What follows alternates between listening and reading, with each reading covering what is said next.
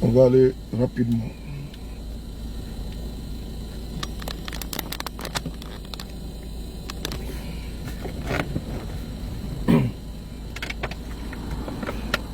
Bonjour à tous, j'espère que vous allez bien. Voilà.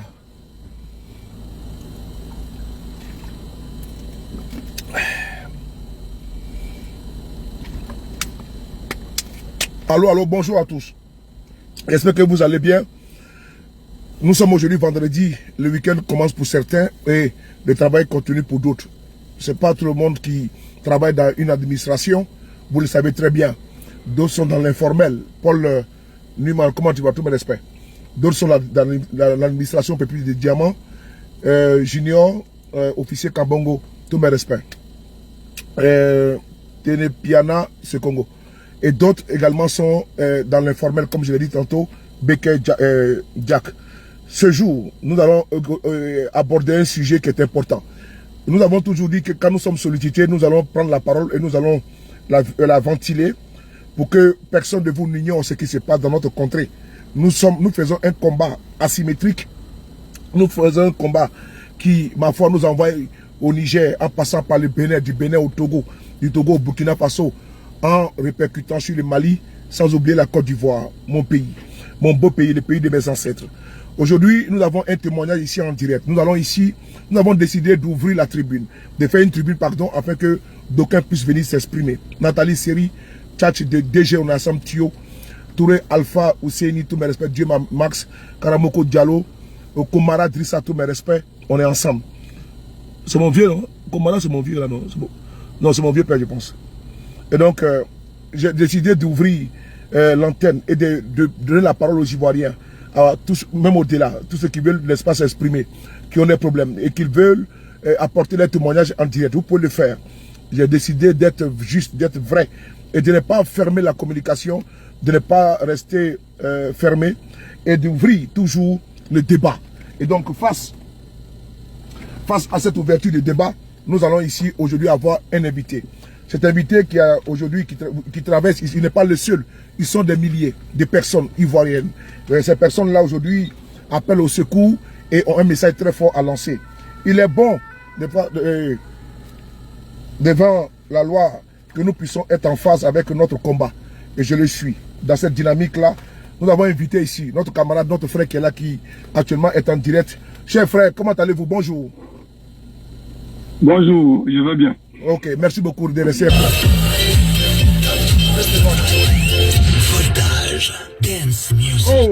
Oh. Désolé, il y a la musique, je sais pas, j'ai quitté la radio, j'ai appuyé un faux bouton. Et donc, nous allons ici, sans saluer Karim Ouattara, Ngolo Traoré, Ebroutio, Mathieu Kofi. Partagez la vidéo s'il vous plaît, c'est important pour qu'on puisse être au même niveau d'information. Voilà, l'information, il faut la véhiculer, il faut la nourrir avec les partages. C'est de ça qu'il s'agit. Nous allons immédiatement également lancer notre direct sur notre page TikTok. C'est important pour que chaque personne de vous n'ignore cette communication. Parce qu'on doit la ventiler. Parce que ces personnes n'ont pu, n'est-ce pas, ne savent pas à quel sens se vouer. Soumaro Ibrahim, colonel, tous mes respects. L'ancien Bangali, comment tu vas? Le fidèle des fidèles. Landry Kader, tous mes respects. C'est vous. Habib Touré, Noël Zakro, Karim Natama, sans oublier officier Kambogo, Akuba Jacqueline, tous mes respects, partagés, invités, sécurisés. Nous allons également lancer sur TikTok. Mais avant de commencer, chers messieurs, je vous dis merci et bienvenue sur notre page Facebook. C'est une tribune, pas de délation. Comment dirais-je, c'est pas également une tribune, n'est-ce pas, de flagellation. C'est pas une, comment dirais-je, une tribune, n'est-ce pas, comment dirais-je, de jet à la vindicte populaire. Ce n'est pas ça. C'est une tribune, n'est-ce pas, de clarté, d'expression et de liberté d'expression. Nous avons décidé de prendre quelques minutes pour vous. Vous avez un problème existentiel depuis des années et qu'en Côte d'Ivoire, vous n'avez pas de, comment dirais-je, d'oreille d'écoute. Alors j'aimerais ici, très rapidement, après avoir planté le décor, vous demander de nous expliquer. N'oubliez pas de partager cette vidéo-là. C'est un frère ivoirien, c'est un monsieur, il a un bagage intellectuel, comment dirais-je, frappé d'une excellence sans précédent. Il n'est pas seul, ils sont des milliers. C'est la Côte d'Ivoire que nous décrivons. Nous nous battons nous faisons la politique, nous faisons l'activisme à visage humain, pas à visage pas bestial. Même les animaux ont des droits. À plus forte raison des êtres humains qui ont des droits et des devoirs. Ce monsieur est un intellectuel, bardé de diplômes, il n'est pas le seul. Cher monsieur, on vous écoute. Quel est votre problème aujourd'hui que vous traversez et pourquoi vous avez fait la prison et pourquoi vous avez sollicité à faire un témoignage ici aujourd'hui? Merci beaucoup, on vous écoute. D'accord, merci beaucoup, cher ami. Merci pour tout ce que vous faites pour sans voix. Merci. Je suis docteur et je ne suis pas le seul. Nous sommes des milliers. Vous êtes quoi?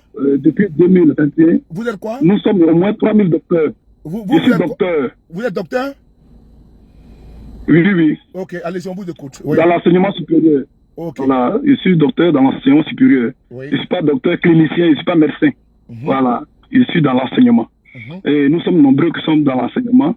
Et vous avez vu les mois passés, les années passées, et les docteurs ont crié leur ras-le-bol parce qu'ils ne sont pas insérés dans le tissu social. Et depuis 2021, nous sommes en train de battre le pavé pour être écoutés, pour que l'État nous écoute pour nous. On nous forme des milliers, nous soutenons des thèses dans les différentes disciplines, droit, sciences éco, criminologie, sociologie, toutes les sciences. Les 13 départements que regorge l'université, les docteurs sont produits, les enseignants qui produisent ces docteurs sont payés et les docteurs là restent sur le carreau. Nos nombreux sont ceux qui sont vraiment frappés par la limite d'âge, ils sont plus sur la liste des gens qu'on peut recruter. Et ils sont restés plus de 5 ans, 6 ans, 7 ans, pour d'autres, ils n'ont jamais été recrutés. Et nous avons écrit à plusieurs chancelleries, plusieurs ambassades, plusieurs institutions, nous n'avons jamais été reçus. Le problème n'a jamais été résolu. Nous ne sommes pas des personnes qui sont violents verbalement ni physiquement. Si nous étions quand même des militaires, nombreux sont parmi nous qui allaient passer à un acte violent, mais nous ne sommes pas comme ça. Nous demandons à l'État d'insérer tous les docteurs. Quand on demande à ce qu'on nous insère, j'aimerais savoir, notre ministre s'il vous plaît, monsieur, vous êtes docteur, oui. C'est-à-dire que votre diplôme là, c'est dans votre poche. Oui. Oui. Et ça fait combien d'années que vous sollicitez? Vous êtes combien, s'il vous plaît? Votre nombre, c'est combien? Vous êtes au nombre de combien, s'il vous plaît? Nous sommes 3000 docteurs, mais la dernière composition, ceux qui ont composé, sont 2100. Et donc, vous êtes 3000 docteurs. docteurs. Et ceux qui allez-y. Et il y a combien actuellement qui sont laissés pour compte par l'État de Côte d'Ivoire? Vous êtes combien? Nous voulons les chiffres exacts, s'il vous plaît. Au moins 2000 sont sur le carreau. Au moins 2000 sont sur le carreau. Vous avez été formé où? Parmi ces 2000 qui ont été formés, qui sont sortis dans les différentes UFR, dans les différents départements, et qui sont sans activité. Et nous avons fait partie des gens qui ont été mis en prison. Non, voilà. Monsieur, parce s'il vous que plaît, nous avons dit à l'État... Allons-y doucement, ne mettez pas la charrue avant les bœufs. Vous avez été formé dans quel pays vous avez été formé? Nous avons été formés en Côte d'Ivoire. Merci beaucoup. Vous êtes ivoirien? Oui, nous sommes ivoiriens. Ok, vous êtes actuellement combien, s'il vous plaît? Ça fait combien d'années, s'il vous plaît, également? Moi, bon, ça n'a pas eu la même date de soutenance. Oui. Moi, ça me fait 2 ans. Pour d'autres, ça fait 3 ans. D'autres, ça fait 5 ans. D'autres, ça fait 10 ans. Et nombreux sont ceux qui sont sur le carreau. Ça varie. Toi, tu peux soutenir cette année. Et 2 ans, d'autres peuvent soutenir. Mais nous sommes tous sur le carreau. Et c'est là que nous crions notre ras-le-bol. Pourtant, nous avons eu les paroles politiques pour dire que faites la recherche et que la Côte d'Ivoire va s'occuper de vous. Et après qu'on finisse la recherche et qu'on est longtemps sur le carreau, nous sommes déshumanisés, incapables de soigner nos parents, nos amis, nos connaissances, incapables de nous occuper de nous-mêmes. Et quand on demande à ce qu'il y ait un débat ouvert pour qu'on puisse s'exprimer, on nous arrête, on nous met en prison. Ah bon? Effectivement, nous avons vu des arrestations qui sont passées. Je vous demande s'il vous plaît de partager cette vidéo et je vous informe qu'on n'a pas affaire à un microbe. On n'a pas affaire à quelqu'un qui est, comment dirais-je, qui est un chômeur, qui est un chômeur patenté, non. Degré, non. C'est quelqu'un qui est sorti du circuit scolaire ivoirien frappé de diplômes. Donc c'est un sachant, il a un bagage intellectuel. C'est important de le signifier, de le souligner. Donc c'est quelqu'un, c'est le devenir, l'avenir de la Côte d'Ivoire qui est là. Le pur produit de notre école là, c'est eux qui sont là. Et nous avons également vu que certains ont été arrêtés. Faisiez-vous partie de ces personnes qui ont été arrêtées puis jetées à la Maka, s'il vous plaît? Oui. Je fais partie des 46 docteurs qui ont été arrêtés. Et vous avez fait combien de jours de prison? Vous avez fait combien de jours de prison? Nous on fait environ une semaine, environ 10 jours, parce qu'on a fait 3 jours à la préfecture de police et 7 jours au niveau de la Maka.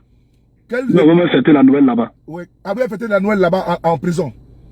Oui. Et qu'est-ce que comment dirais-je, l'État vous reprochait? Non, nous on a demandé qu'on va marcher pour se faire entendre. Oui. Comme c'est un État démocratique, oui. On va marcher pour se faire entendre. Et c'est en marchant dans les rues du plateau que nous avons été pris par la police et nous avons été jetés en prison. Mais ce n'était pas la première fois qu'on nous arrêtait, ça faisait au moins quelque chose de 4 fois qu'on nous arrêtait. Et c'est la 5e fois qu'on nous a conduit à la Maka. Et votre ministre de tutelle, on faisait quelquefois. Votre ministre de tutelle, c'est qui, s'il vous plaît? C'est le ministre Adama Diawara. Et qu'est-ce qu'il dit, s'il vous plaît? Non, mais on lui a proposé que comme nous sommes nombreux, on veut que tu recrutes les gens par ordre de soutenance.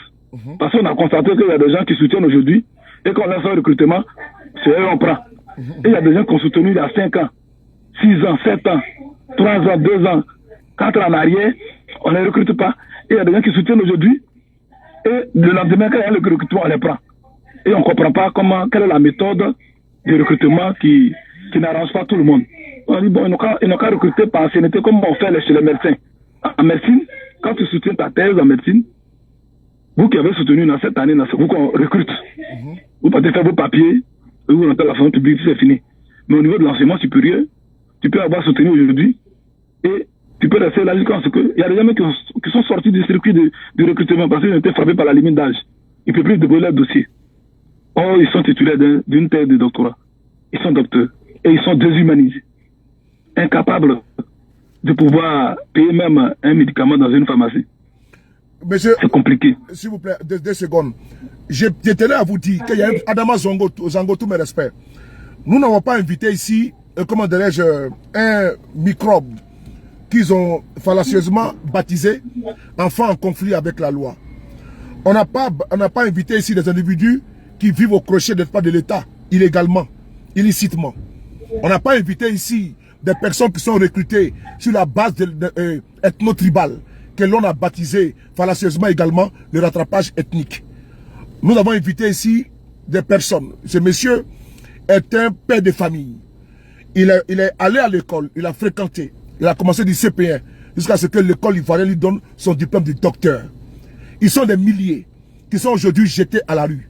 C'est-à-dire que c'est quand même paradoxal de voir que quand nous voyons ce qui vient ici en France, en Europe, on voit que ce lot, c'est que les militants du RDR, ces personnes analphabètes pour certains, ce n'est pas une injure, c'est une évidence, et puis c'est un constat, c'est quelque chose de factuel, qui viennent ici, qui ne sont pas une plus-value, qui ne sont pas une valeur ajoutée.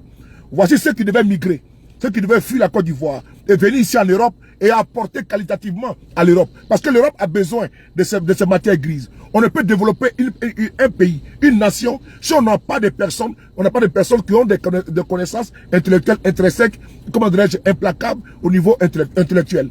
On ne peut construire un pays comme la Corée du Nord, comme la Chine, avec les abrutis. On peut développer la Chine comme ils sont aujourd'hui développés, la Corée du Nord, comme la Corée du Sud, comme ils sont en avance, parce qu'ils sont des technocrates.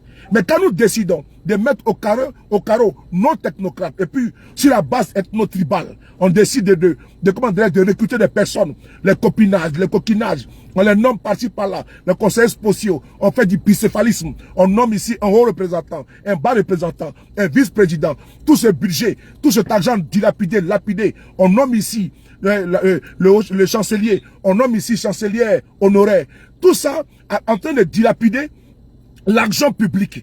Voici des personnes, des Ivoiriens, il dit des Ivoiriens, parce que c'est les réalités qui sont là, c'est la Côte d'Ivoire qui est là, c'est le fait. Au lieu de passer votre temps à jouer les zozos, les bougnoules, les couillons, les idiots, en train d'acculer, de faire la communication sur le Mali, le Burkina et le Niger, voici les problèmes existentiels en Côte d'Ivoire. Au lieu de faire la promotion de la nullité, de la médiocrité, oui, de la bassette, du fond et du téléphone, voici des problèmes qui sont en Côte d'Ivoire.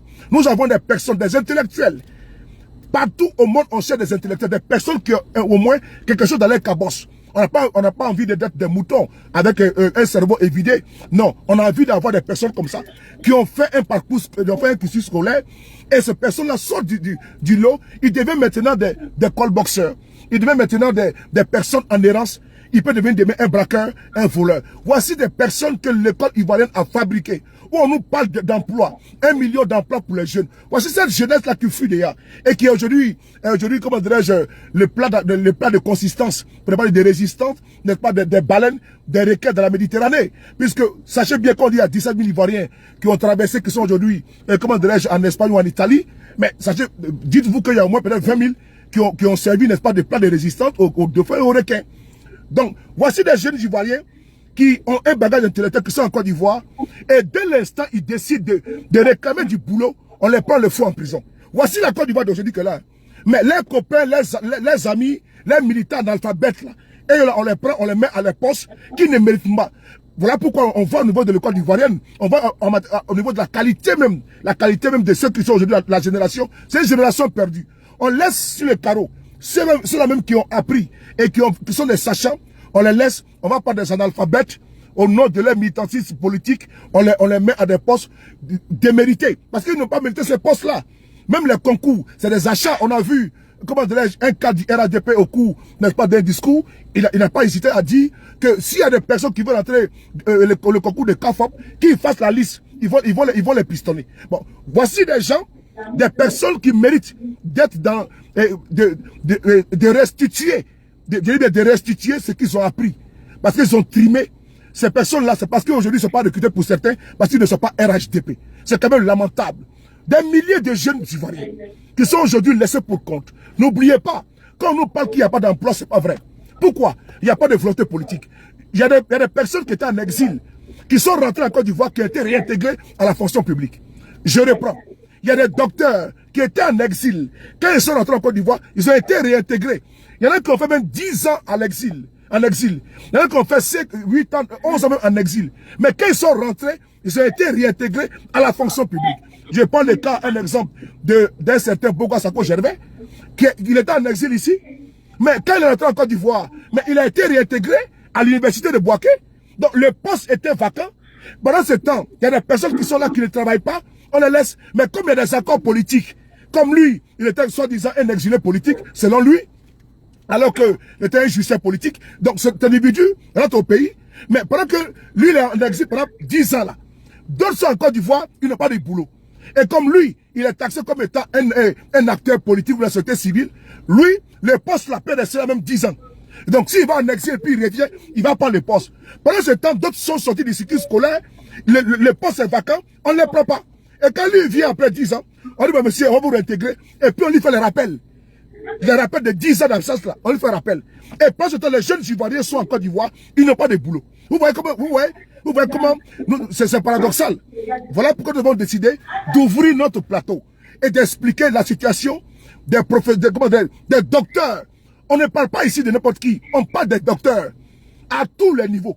Des docteurs, c'est pas n'importe qui, c'est pas des abrutis, des tricheurs et autres de diplômes, c'est pas ça. On parle des docteurs, des doctorants. Et c'est où? C'est en Côte d'Ivoire. J'imagine un petit peu si c'était au Niger, si c'était au Mali, si c'était au Burkina, des docteurs qui étaient en train de manifester. Mais vous allez voir, ça allait faire le chou gras, n'est-ce pas, des militaires du RDR qui allaient, comment dirait, faire la propagande. Assimi Goïta a échoué, et tel a échoué. Mais chez vous en Côte d'Ivoire, vous avez 3000 docteurs qui sont sur les bancs de touche.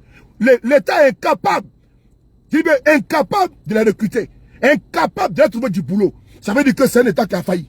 Chers frères, avez-vous eu des rendez-vous avec le ministre de tutelle? S'il vous plaît. Bon, depuis un bon moment, depuis la sortie du dernier résultat du concours, oui. Nous sommes toujours à l'écoute. On rentre en contact avec lui, on envoie des gens, mais on n'a pas encore eu de suite. À l'écoute de quoi? On n'a pas encore eu de suite. Bon, il dit qu'ils vont relancer en octobre. Pour prendre, parce que le ministre avait demandé, on avait proposé que le ministre prenne tout le monde cette année. Il a dit que non, il peut avoir 700 places. Mais dans les 700 places, quand le résultat est sorti, c'est 600 places qui a été pourvues. Or, dans les 600 places, c'est pas les 600 personnes, c'est pas les 600 personnes sont pas docteurs. il y a des ingénieurs, il y a les comptables, des experts, or nous, c'est les docteurs qui revendiquent. Et sur la liste où on doit recruter les docteurs, on voit qu'il y a des experts comptables qui sont là, et puis diminuer le nombre de docteurs. Donc, ils peuvent passer le concours de la fonction publique à part.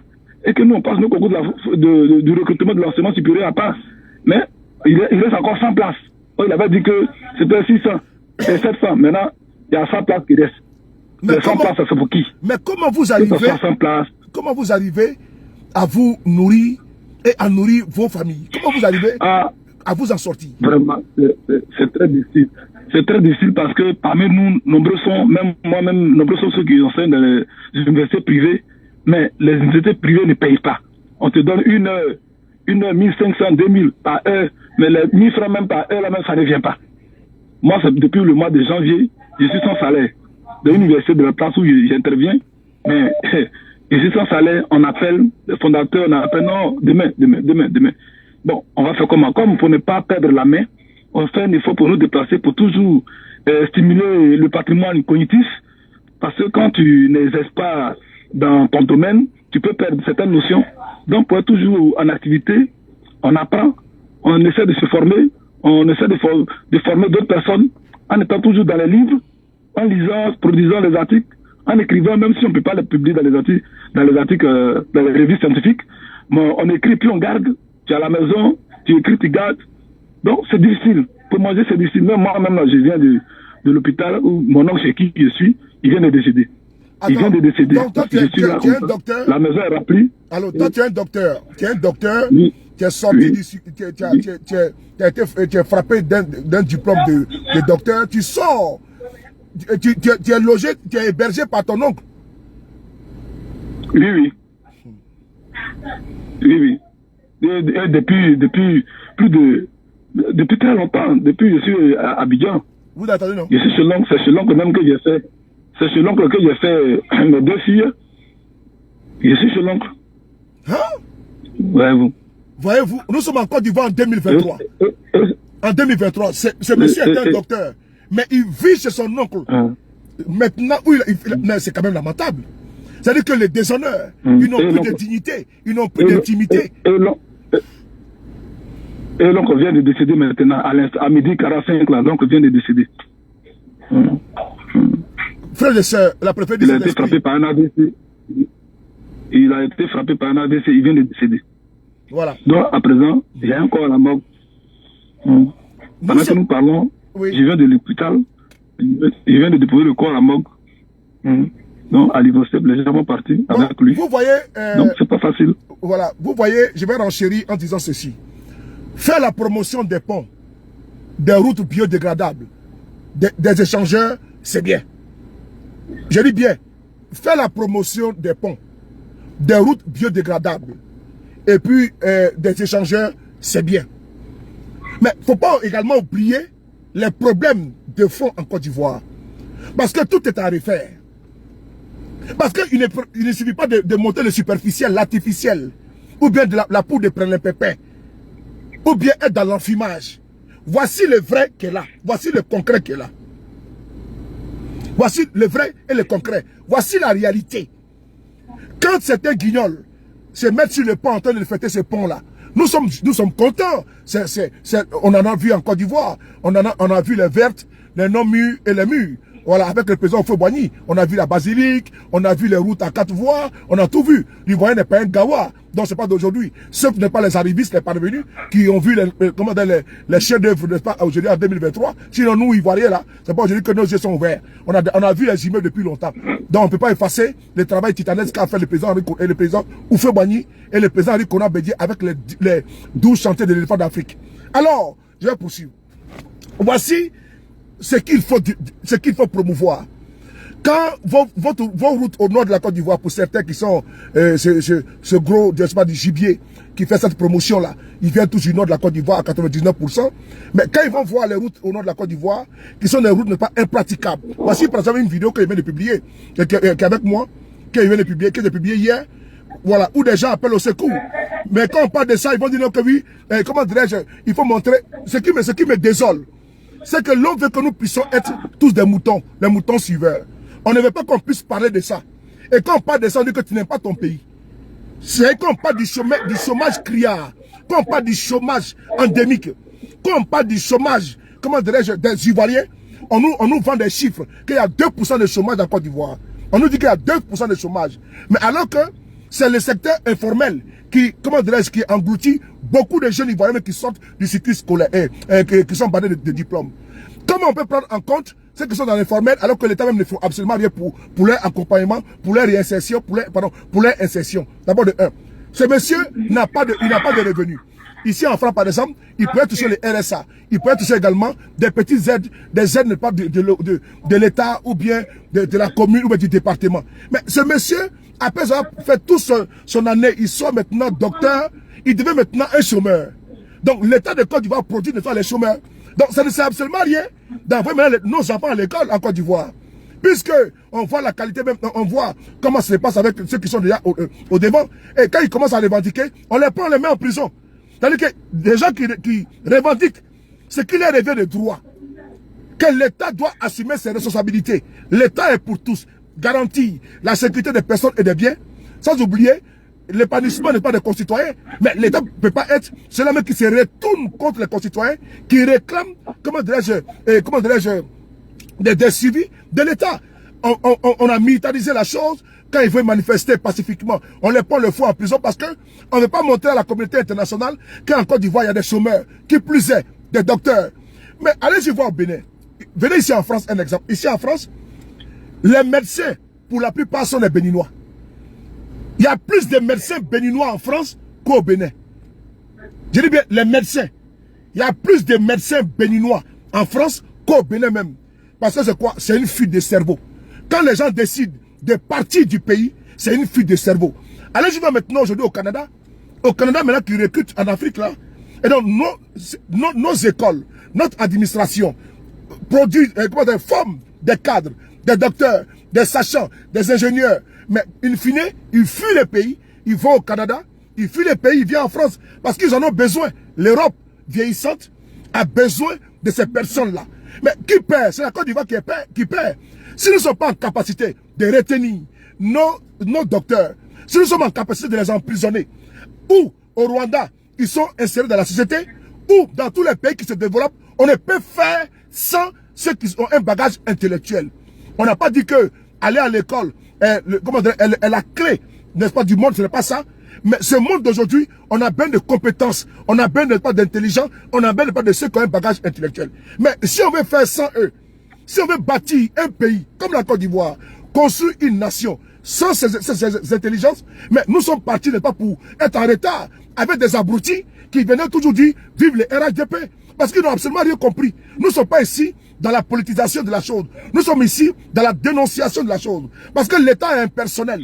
L'État n'appartient pas au RADP, ça n'appartient pas au GPS, ça n'appartient pas au PPACI, ni au PDCI RDA. L'État appartient à nous tous. Nous sommes tous l'État. Mais quand l'État faillit, il faut que nous puissions être à mesure de venir dénoncer que ce n'est pas normal qu'en Côte d'Ivoire, il y a plus de des milliers de docteurs qui sont persécutés, qui sont pourchassés par l'État même, qui est censé garantir l'insertion de la société. L'État les traque et les jette en prison. Au lieu de leur proposer de l'emploi, les ministres de l'enseignement supérieur n'hésitent même pas à les narguer. On l'a vu à l'amphi là-bas, sortant, n'est-ce pas, avec des liasses de billets devant les étudiants. Mais c'est quand même honteux de voir un ministre qui veut corrompre n'est pas des étudiants. C'est pas élégant. Ce n'est pas, voilà, ils sont habitués à acheter les gens avec de l'argent. Ce n'est pas ça. Tout le monde n'est pas corruptible. Voici des personnes qui sont là. La Côte d'Ivoire de demain. Parce qu'on ne peut pas bâtir la Côte d'Ivoire avec les abrutis, les signaux du RDR, qui n'ont absolument rien compris que le combat que nous menons, c'est pour notre État. Parce que dans un pays, il faut un État fort. Il faut des intelligences. Parce que demain, c'est une continuité. La transmission du savoir. Ces docteurs-là, c'est eux qui vont transmettre demain à la nouvelle génération. Mais si on les envoie, on les met au carreau, et puis on recrute, n'est-ce pas, les militants incompétents, les militants, comment dirais-je, qui sont frappés d'une nullité incommensurable, mais vous voulez qu'on dise quoi? Chers frères, au jour d'aujourd'hui, quelle est la situation? Elle est bloquée, elle est figée, ou bien est-ce qu'au niveau de la médiature, au niveau des chefs traditionnels, la chambre des rois. Est-ce que vous avez fait toutes ces démarches-là? La primature, tout ça. Vous avez fait tout ça? Bien sûr. On a fait tout ça là. Nous avons été reçus une fois par le Premier ministre, oui. son Excellence Achille Patrick, oui. et il nous a dit oui. de vous reconvertir. La reconversion a un coût. Les parents ont mis de l'argent derrière nous jusqu'à ce qu'on finisse les études universitaires et on finisse avec un doctorat. Tu vas te reconvertir à ces âges, l'âge que nous avons, nos parents sont vieillissants, beaucoup sont morts. Tu sais quel argent tu peux avoir pour te reconvertir encore? On n'est pas contre la reconversion, mais quand on nous aide à nous reconvertir, bon, je veux savoir, on n'a pas aussi dit que veux savoir, cher monsieur, il vous demande de vous reconvertir. Qui vous propose cela? Voilà, donc c'est le Premier ministre. Le Premier ministre vous demande de vous reconvertir. Patrick Achille. Vous reconvertir. Donc, nous on demande, on va se reconvertir en quoi? Bon, quelqu'un qui a une maîtrise en droit, il se reconvertit en quoi? Quelqu'un qui a une maîtrise, disons, qui a un doctorat en droit, il se reconvertit en quoi? En greffier, en huissier, ou bien en quoi? Mais celui qui a un doctorat en criminologie, il se reconvertit en quoi? Dans quelle discipline, dans quelle science? Celui qui a un doctorat en sciences économiques et de gestion, il se reconvertit en quoi? Gérant de cabine, celui-là, bon, qui nous donne un peu comment on doit se reconvertir et qui nous fasse des propositions. Il a simplement dit, allez-y vous reconvertir. Bon, il ne nous a pas apporté satisfaction.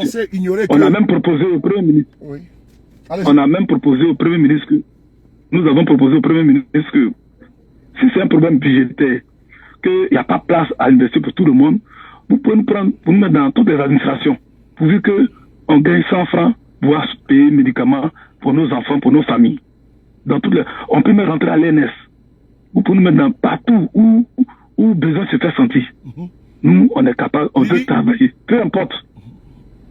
On ne demande pas un salaire important. On veut avoir une activité lucrative. Voilà. On veut être utile. Cher frère, il faut rester en ligne parce que j'ai entendu un mot, reconversion. C'est bien ça que le Premier ministre vous a proposé. Sans mesure d'accompagnement. Oui. Êtes-vous au courant que, comment dirais-je, il y a 1 milliard par jour pour les jeunes de Côte d'Ivoire? Bon, on a entendu ça à la télévision, mais on n'a jamais reçu 5 francs. Okay. À la télévision, on a entendu. Okay. Mais 5 francs, on n'a jamais reçu. On ne sait pas où on va donner les 1 milliard. On se serait mis en rang pour attendre pour nous aussi. Ne quittez pas. On va monter une vidéo rapidement ici aux gens qui nous écoutent. J'ai l'impression que le temps s'est arrêté. Comme beaucoup de jeunes Africains, j'ai l'impression que mon avenir se trouve à l'ouest de la Côte d'Ivoire. Ici, la jeunesse se dit désemparée, frappée par la misère. Pour elle, rien ne se profile à l'horizon. Nous n'avons pas d'emploi. On n'a rien, on ne fait rien. Nous sommes là, comment on se dit? Sur la route, même, difficilement, il n'y a rien. Nous avons des diplômes, on a 6 pieds, ça ne va pas. Alors, solution trouvée par la plupart d'entre eux, fuir, partir vers une terre certes inconnue, mais où la vie serait bien meilleure. L'Occident, pour eux, c'est l'Eldorado. Italie, France, Allemagne, Angleterre, pour ces jeunes. Nous sommes ici à Daloa. Daloa, d'où prétend venir, comment dirais-je, le ministre de la Jeunesse et de l'Emploi, Mamadou Touré. Nous sommes à Daloa, hein, des jeunes qui disent nous sommes à Daloa, on n'a pas d'emploi. C'est-à-dire que le Premier ministre, le mot reconversion m'a inspiré et j'ai pensé à cette vidéo qui est dans, comment dire, la bibliothèque Facebook de Soule de Paris. Lydie et Clou, tous mes respects. Alicia, tous mes respects. Soyez salués. Partagez la vidéo s'il vous plaît. Prétendre ou bien proposer à ces doctorants la reconversion, mais c'est une insulte totale. C'est-à-dire que ça montre l'incapacité totale de l'État à pouvoir apporter des solutions pérennes à la jeunesse ivoirienne. Parce que d'autres même d'abord, ça c'est un reportage de RTI, Radio Télévision Ivoirienne, une chaîne d'État. Et donc cette chaîne d'État est partie à Daloa pour aller enquêter sur la filière migratoire. Et elle rentre à Daloa, les jeunes sont assis dans les grains. Voilà pourquoi ces jeunes-là aujourd'hui servent n'est pas de bétail électoral. Mais ces jeunes sont délaissés. Ils n'ont pas de proposition d'emploi. Ils n'ont pas d'emploi. Mais attendez, le RDR mais ils ont trouvé, n'est-ce pas, les gains faciles. Ils ont trouvé vraiment l'électorat. Donc, c'est eux qui sont dans les grains, qui viennent ici nous insulter. Parce que c'est des chômeurs. Ils sont assis dans les grains, ils boivent que le thé, ils croient que la cola, ils ne connaissent absolument rien du monde. Voilà, donc eux, on va donner une boîte de sardines, du pain, avec des paquets de thé, des cartons de thé, avec 5000 francs CFA, avec de la connexion Internet, ils viennent nous insulter. Alors qu'on se bat pour eux. Parmi les docteurs qui sont là, ils ont leurs frères, ils ont leurs cousins, ils ont leurs parents dedans. Mais moi, je fais le combat, mais demain, quand ils seront recrutés là, c'est pas moi qui va venir payer le sac de riz. C'est pour votre famille qui va payer le sac de riz. Donc, vous devez m'accompagner. Mais dès l'instant on dénonce, tellement qu'ils ont été moutonisés, lobotomisés, subi pas une ablation de cerveau, donc ils ont donné leur cerveau en location. On fait un combat pour l'État. Et ils sont dans une fixation militante. Ils sont dans une posture, comment dire, partisane. Ce n'est pas la posture partisane qui m'intéresse, c'est la posture étatique. L'État, je parle de notre État. Mais si notre État aujourd'hui est dirigé par des personnes, ces personnes doivent assumer leurs responsabilités. Ils ne peuvent pas se dérober en disant que allez-y, vous reconvertir. Par quoi? 1 milliard par jour pour la jeunesse. Ça passe où? Mais dans quel pays on propose 1 milliard par jour pour la jeunesse en Afrique, au Cameroun, au Tchad? Ça n'existe pas. Mais cette jeunesse-là fuit. Elle est ici, elle est à Château d'Eau là-bas, elle est ici à Paris. Elle fait du racolage ici parce qu'il y a eu un échec patent. Ceux qui sont ici en France, c'est la plupart de quoi? Des militants du M. Ouattara. Mais si le chômage avait été régulé, jugulé, contenu en Côte d'Ivoire, il ne serait pas ici en France. Donc quand ils arrêtent de pas de nous leurrer, nous ne sommes pas des sots. Alors on va possible. Dans cette vidéo, les jeunes disent qu'on est ici, il n'y a pas de travail. On préfère fuir. On va écouter. Ils préfèrent fuir la Côte d'Ivoire. Mais dans l'instant, les arrêtent ici, on dit non, il ne fait pas de la Côte d'Ivoire. On va voir le témoignage. Contrairement à ces moutons suivants, ces docteurs de Côte d'Ivoire refusent d'émigrer. Ils refusent de fuir la Côte d'Ivoire. Ils acceptent la souffrance actuellement. Mais eux là, ils sont recherchés en Europe. Ils sont recherchés au Canada. Mais ils sont dans notre pays, mais ils sont marginalisés. Mais c'est un paradoxe. On préfère faire le lit à des abrutis, à des guignols, des oiseaux, des bougnoules, des incultes total. On leur fait le lit, on leur donne conseillers spéciaux, on leur donne des postes qui démérités, et on laisse sur le carreau des personnes qui méritent ces postes-là. Nous dénonçons cela. Le militantisme qui est en train de gangréner notre administration avec l'incompétence, la médiocrité, nous allons balayer ça. Partez-moi la vidéo s'il vous plaît. On y va, on écoute là.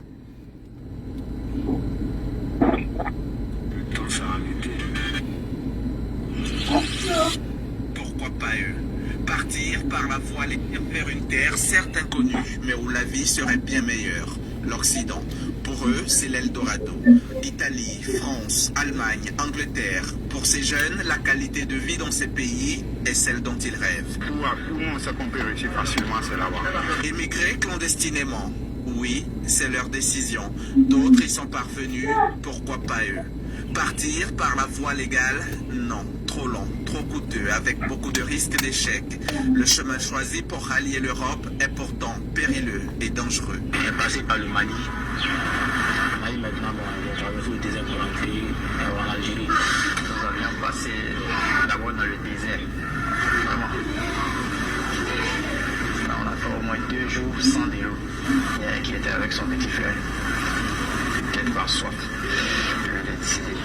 Même s'ils sont conscients de la dangerosité du voyage, leur détermination prend cependant le pas sur la raison. Les candidats au voyage ne se laissent pas décourager par ceux qui l'ont tenté avant eux et qui sont revenus, effrayés par la certitude de la mort. Dans 2 jours, je suis prêt à partir sur l'eau. C'est pas l'air, mais avec ça, on sait qu'on va pas arriver en Europe. En Europe, là-bas, c'est un peu plus, on va s'en passer.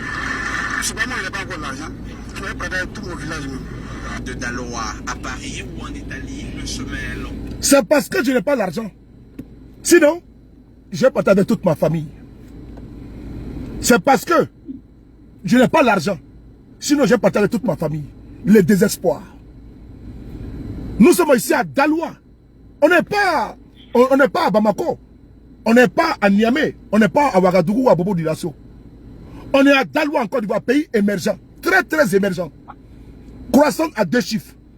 La jeunesse préfère fuir. Elle fuit par milliers. D'autres même ont été engloutis. Servent des plats de résistance aux dauphins, requins et baleines. Ils ont perdu la vie. Parce que entre 50 000 qui vont, 17 000 rentrent. Mais la Côte d'Ivoire, c'est vide. La Côte d'Ivoire, c'est vide. Et qui est responsable? C'est l'État de Côte d'Ivoire. C'est l'État de Côte d'Ivoire qui a échoué. Cette chimère, matin, midi, soir, 1 milliard par jour. C'est fanfaronnade, matin, midi, soir, 1 milliard par jour aux jeunes. On dit que, comment dirais-je, le menteur vit, n'est-ce pas, au crochet, n'est-ce pas, de celui qui croit, tu ne me trompes pas le dit-on. C'est parce qu'on ment certains qui croient à ces fadaises-là, chez nos frères et sœurs. Comment comprendre qu'un État qui prétend être un État responsable demande à des doctorants une reconversion et il n'y a pas de mesures d'accompagnement? On nous parle d'emploi jeune. Mais voici les docteurs qui sont là. Quelle proposition significative? Mamadou Touré, lui qui passe le temps à fanfaronner, qui passe le temps à nous, à faire des, rabâcher les oreilles avec des chiffres, n'est-ce pas, imaginaires. Quelle proposition son département d'emploi, le guichet emploi, a proposé à ce docteur? Est-ce que Mamadou Touré, aujourd'hui, ministre de l'Emploi, et le ministre de l'enseignement technique, se sont assis avec le premier ministre, une réunion tripartite? Au cours de cette réunion-là, dit bon, comme l'État ne peut pas le prendre, nous allons proposer une porte de sortie honorable, comment dirais-je, à ce docteur-là, à travers une reconversion méritée. Mais non, poser la question à Mamadou Touré, ça n'a pas été fait. Mais par contre, on peut inviter un individu, un zozo, qui a mis du savon dans ses oreilles, et puis qui fait une vidéo. J'ai mis du savon dans mon oreille, et puis il dit, non, oui, et puis il fait des cris de babouin. On l'invite tranquillement à la télévision, il devient une rock star. Et après rock star, il est reçu comme un prince, n'est-ce pas, au ministère de l'Emploi et de la Jeunesse. Et là-bas, on lui sort une enveloppe de 110 millions de francs CFA. Oui, vous avez bien entendu ce que je vous dis. Nous ne sommes pas ici en train de faire de l'imagination ou bien en train de compter, n'est-ce pas, ce qui n'a jamais existé. Mais je vous compte ce qui existe. Je vous raconte ce qui existe en Côte d'Ivoire. Un zozo qui se met sur Facebook et qui met du savon dans ses oreilles, quand tu fasses, comment tu vois? Ce zozo est invité sur les chaînes de télévision, puisque là-bas, c'est la promotion de la nullité. N'est-ce pas? C'est l'extrapolation, c'est la galvanisation, c'est la galvaudation, n'est-ce pas, de la médiocrité. Et donc, on invite le zozo sur une chaîne de télévision, après l'autre chaîne de télévision, à la radio, et la personne, n'est-ce pas, c'est le mec qui n'apporte rien, qui n'a pas de valeur ajoutée à la jeunesse ivoirienne. Voilà pourquoi elle est abrutie, et ça donne, n'est-ce pas, au Vodi et au Kadhafi. Alors, le zozo est invité à la chaîne de télévision, et ce monsieur lui donne le micro. Pendant que ceux qui méritent d'être là, ces personnes-là sont marginalisées, sont à la maca, comme les docteurs, qui sont une valeur ajoutée pour la Côte d'Ivoire. Oui, qui sont un exemple pour notre pays, qui sont la qualité, qui sont l'intrinsèque, qui sont frappés, n'est-ce pas, de l'irrévocable d'intelligence. Alors, le ministre va recevoir ces individus. Il va les recevoir, tapis rouge, il prend photo.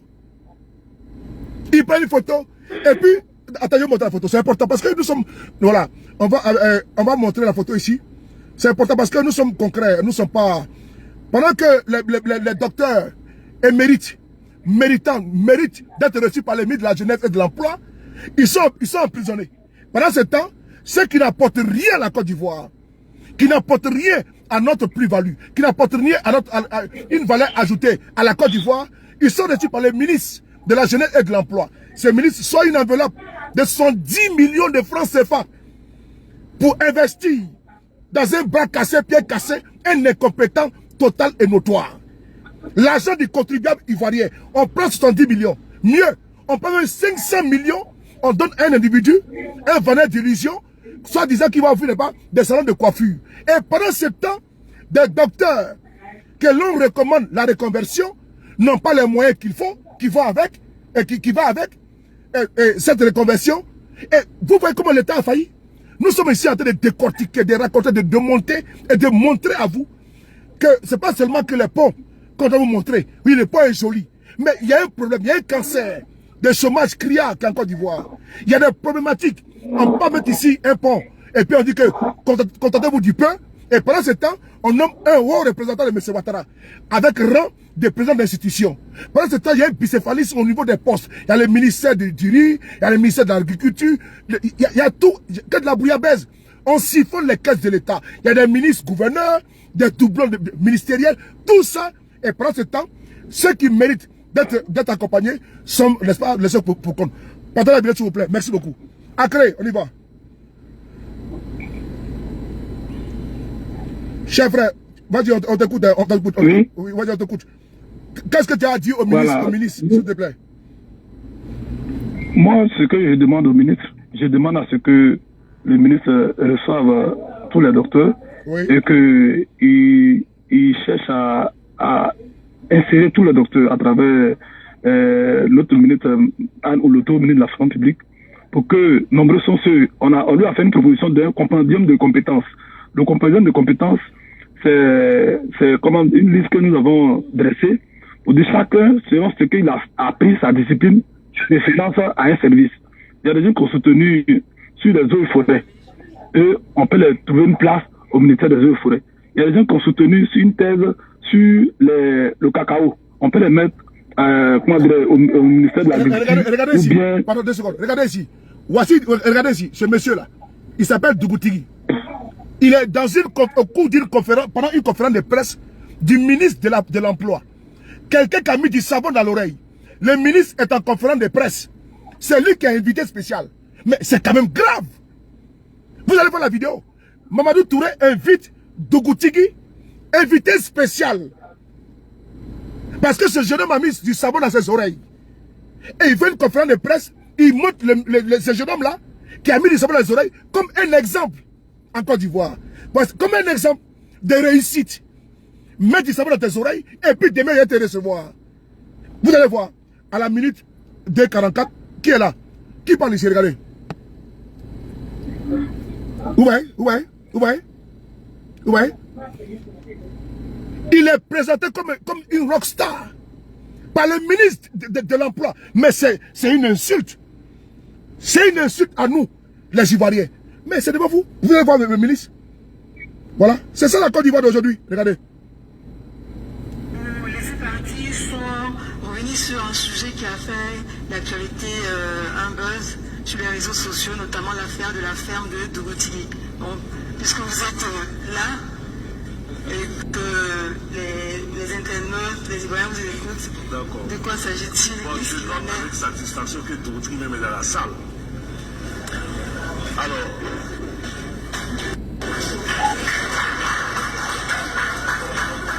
Voilà. Ouais. Dougoutiri est dans la salle. Dougoutiri est dans la salle. On va bloquer un abruti là qui n'a absolument rien compris. Voilà. Tu vas raconter pas ta vie là-bas de merde. Côte Daniel, une vieille chouette. Vous n'avez absolument rien compris. Pauvre idiote. Alors, je continue. Dougoutiri est dans la salle. Et il se lève. Il salue comme étant... voilà. Mais c'est quand même lamentable. C'est lui là qui a un exemple là. C'est lui qui a un exemple. C'est lui là qui apporte à la Côte d'Ivoire.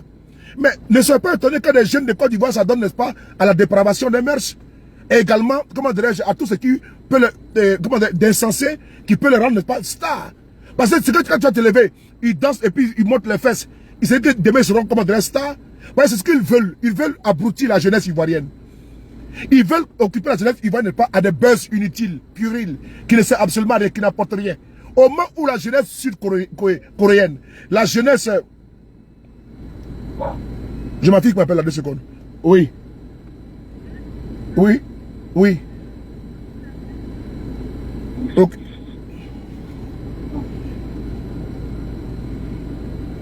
Mais je suis là. Attends 2 secondes. Sur la question... Elle est là-bas de l'autre côté. Au moment où la jeunesse française, la jeunesse italienne, la jeunesse rwandaise, la jeunesse sud-africaine apporte à l'Afrique et les autres en France apportent à leur pays, voici ce qu'on nous propose. Voici ce qu'on nous donne. Et donc les jeunes maintenant, ils préfèrent même ne pas aller à l'école. Et puis même manquer de respect. C'est-à-dire que devenu créer un faux buzz. Et demain, ils seront sur la chaîne de télévision X et Y en train d'être interviewés. On a vu les petits les gamins là qui a écrit quoi sur quoi là sur un papier là. Il est devenu aujourd'hui star. Bon, vous voyez, je ne sais pas comment vous expliquer quoi. Voilà, on a vu ces chaînes de télévision, la maman est là, le jeune homme est là. Bon, voilà. Ainsi va la vie, quoi. Voilà, ainsi va la nullité, la médiocrité. Ainsi va la vie à Côte d'Ivoire. Mais dans l'instant, il y a un petit buzz sur TikTok. On a vu la jeune demoiselle sur TikTok. 2 secondes, elle va mettre ses affaires d'abord. Je vais. Mets tes affaires, puis tu m'attends 2 minutes là. Ok, défile dans 5 minutes. Et donc, désolé, c'est ma fille qui mettait ses affaires dans le coffre là. Jean-Luc, comment tu vas? Je ne veux pas te voir dans la voiture. Oh. Je ne veux pas te voir dans la voiture, Dédi. Tu vas encore te voir dans mon direct là. Donc, je disais tantôt que. Voilà. Je disais tantôt que. Vous allez voir. On va recevoir des gens sur les chaînes de télévision et de radio. Mais vous voulez quoi? C'est la promotion de ça qu'ils veulent faire en Côte d'Ivoire. Mais dès l'instant, tu crées un faux buzz. On a vu une jeune fille qui a été que les influenceurs de TikTok. Elle a manqué de respect à Madame Oufouette et à Madame Bédier ici. Parce que elle là, ils ont pris une photo de Madame Bédier et selon elle a une visibilité sur TikTok. Et il y a une chaîne de télévision qui programme ces gens-là, ces gens de personnes. Et elle vient sans formation de base, sans rien, on lui donne une lucane. Nous ne sommes pas contre la promotion et l'élévation ou bien l'accompagnement des jeunes. Mais il faut le faire qualitativement. Pas abrutir les gens. Elle vient, elle prend la photo de l'ex-première dame et puis elle commence à la qualifier au niveau corporel. Bon, qui a comment dirais-je, encouragé ça? Mais c'est la même chaîne de télévision en Côte d'Ivoire. Mais si tu peux mettre un plat de riz devant toi, un plat de riz, et puis tu manges à t'étouffer, et puis demain, ou bien tu deviens un rampant, un serpent, on va dire, n'est-ce pas, comment dirais-je, un mamba vert, comment dirais-je, un cobra, mais ils vont t'inviter sur les chaînes de télévision.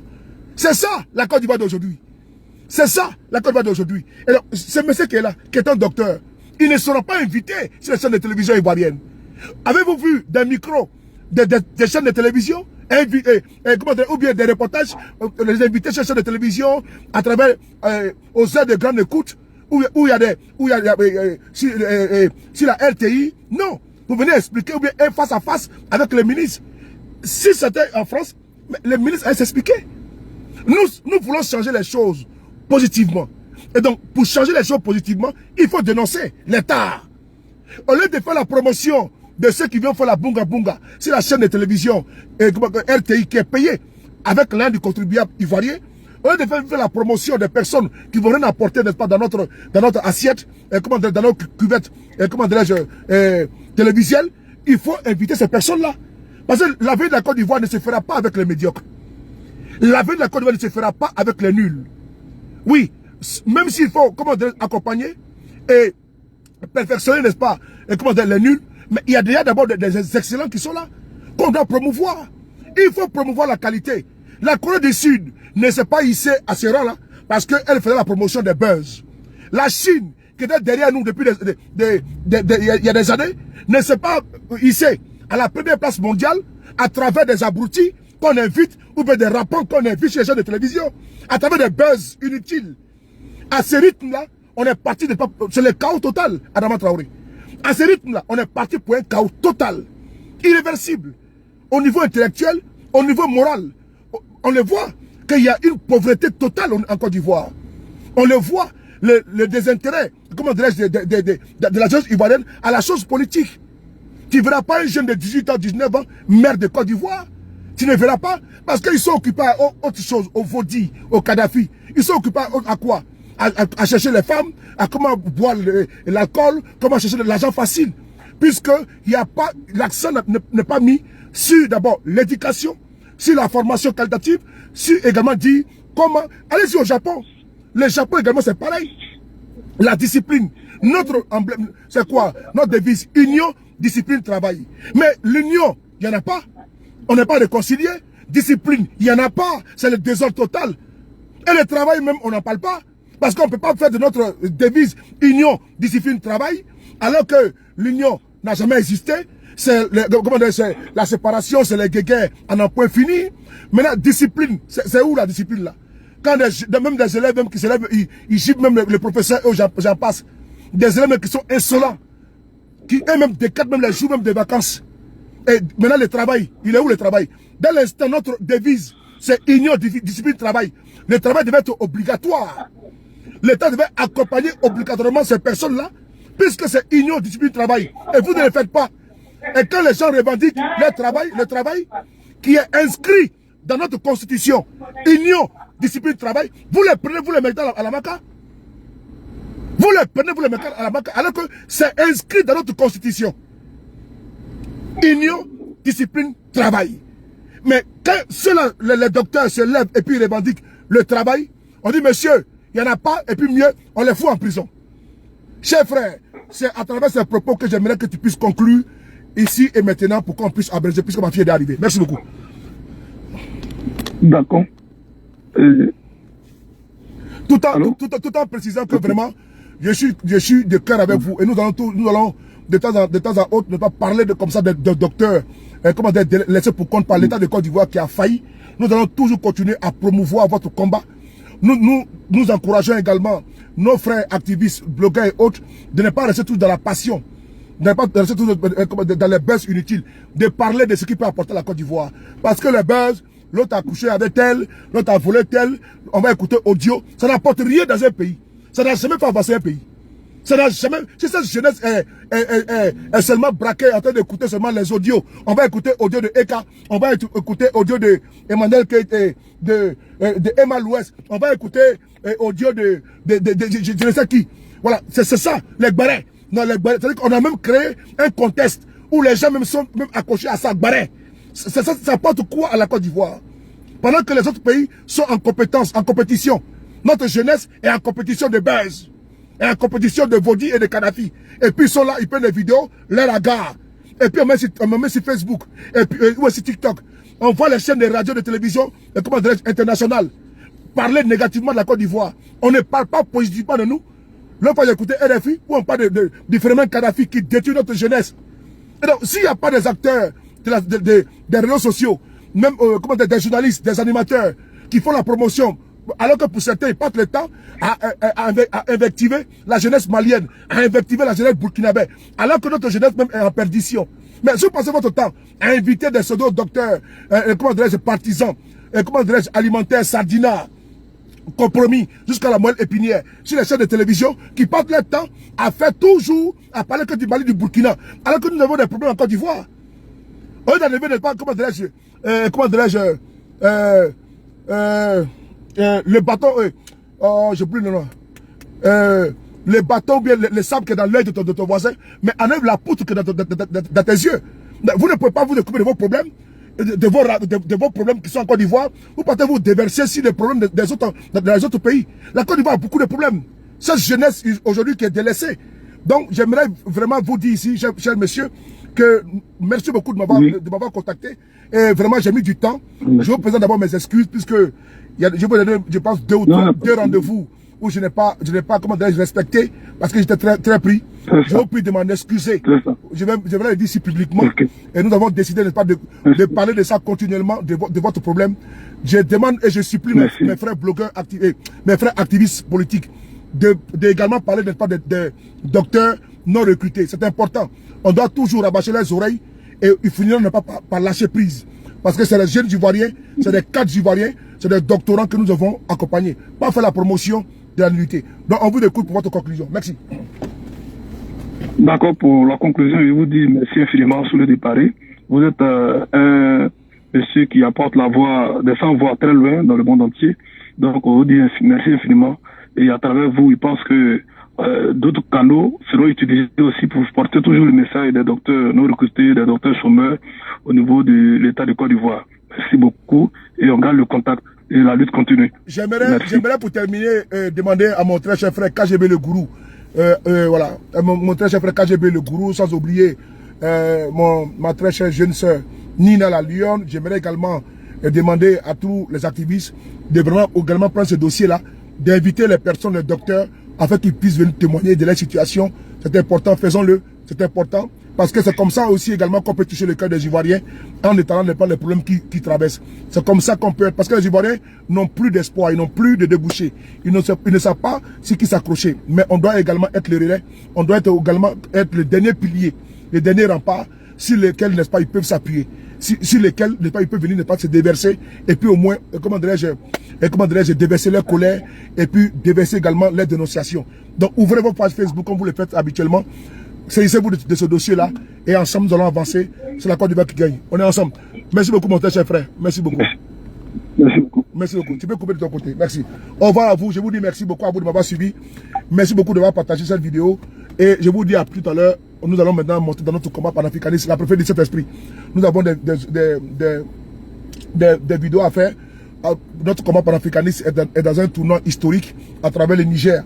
Et sans oublier au Mali, où il y a une montée en puissance de l'armée au niveau de Kidal. Ils sont actuellement pratiquement à 40 km.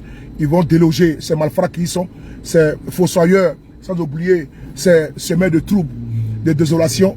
Ils vont soit ils prennent la poudre d'escampette en jetant, n'est-ce pas, les armes et les baluchons, soit ils seront neutralisés tout simplement. Je vous remercie, à plus tard. Merci.